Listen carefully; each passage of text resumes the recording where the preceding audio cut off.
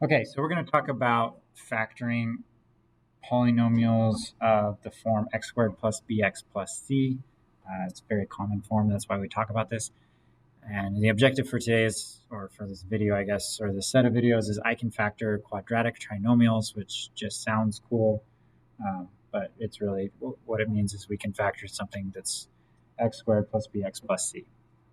And we're actually going to start by doing some multiplication. This is an example.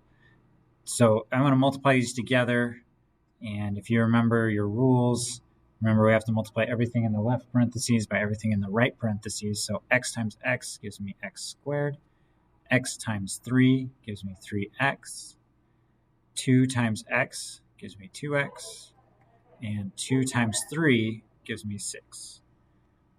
And then I can simplify that. My 3x and my 2x can go together, and so my final answer here is x squared plus 5x plus 6.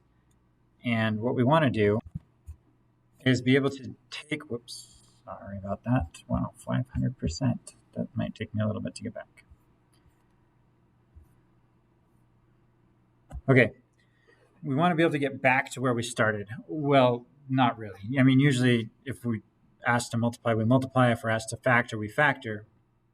But if we're given an x squared plus a 5x plus 6, we want to be able to get back to our two binomials that we're multiplying. And the things that we want to look at for this, we're going to say that this is x squared plus bx plus c is going to equal an x plus p times an x plus q. And p and q are what are the numbers that go in there that make this work out, right? From this, we can tell that if we multiply p and q, that's going to be equal to our c value. And if we do p plus q, that's going to be our b value. Okay, and so let's look at that kind of using this example. So x plus 2, this is 2 is our p value, 3 is our q value. If we multiply p times q, that gives us 6, right? 2 times 3 is 6, p times q is 6. If we add 2 plus 3, p plus q, that gives us 5. Okay, hopefully you see that. Okay, so that's what we're going to work with. Let's try one out and see how we do.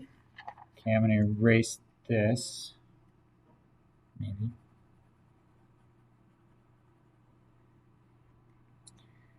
And we're going to say we have x squared plus 5x plus 6. That's the same thing we did. Let's not do that one. X squared, so we have x squared, x squared minus, okay, let's do this one, x squared plus 13x plus 36. Okay, so the first thing we're going to do is, what are some factors of 36? Well, we have 6 and 6. We have, which, remember when we add these, they have to add up to 13, so that's not going to work. 6 and 6. 12 and 3. Also, when we add those, doesn't add up to 13. Let's see, 4 and 9. 4 and 9 do add up to 13. And so because 4 times 9 is 36 and 4 plus 9 is 13, we know we have our factors. And so we can go from there and write x plus 4 times x plus 9. Okay, so it's not as hard and complicated as it seems to sound.